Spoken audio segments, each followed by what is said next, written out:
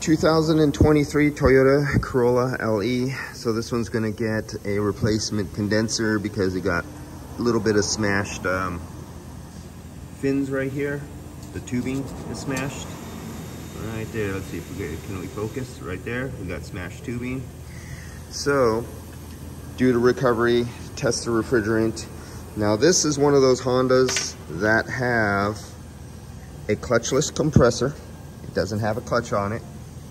And it's a variable displacement. And I'm gonna try to get you in down there so you can see where the valve is located. You see this wire right here? This wire, and you see those little, that blue and black wire? Let me see if I can zoom in. See that black and blue wire I'm moving? That is going to the valve that controls the compressor displacement. And let's see if I could slip my phone down there so you can see better. Right. Okay, that protrusion in the molding in the back of the compressor that you see sticking out, that is where the valve goes. I'm gonna see if I could slip my phone without dropping it. And can I tilt it a little more?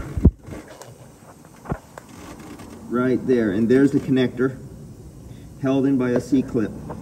So that little connector, there's a high likely chance that that connector in the next 2 or 3 years, maybe 4, will cause this customer to have a no cooling problem. And they'll either go back to Honda if they're out after 3 years, and if it's past their warranty, Honda will tell them that they need a new compressor. And so they'll tell them they need this new $600 or $800 compressor, labor, refrigerant charge, YF. So you're looking at $1,200, $1,700. It all depends what area of the country you're in and the labor rates and everything like that. But they'll be sold a new compressor because they need a $18 to $60 valve. And there's no way in hell. That's the exact same. Hey, what if I did this?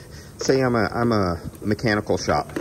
This car comes in and it's running really rough and it has no power. And we find out that, you see that little injector right there? There's a fuel injector. Let me get in there. Right there. That's a fuel injector. See how it's pushed in and it has an electrical connector going on it? You recognize that?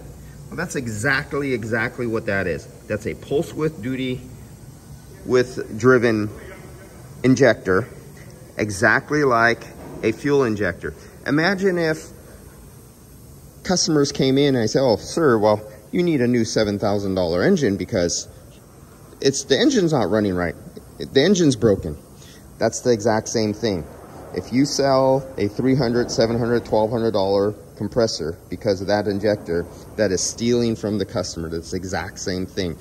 If the fuel injector is good and it goes out and you sell a whole engine because of a fuel injector, we had a local Fuller dealership who used to do the same thing.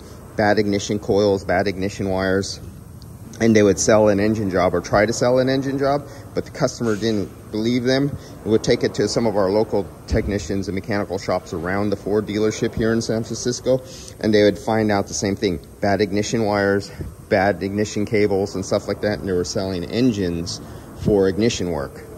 Same thing. A rip-off artist is a rip-off artist. Whether it's due to ignorance or intentional, it's still thievery.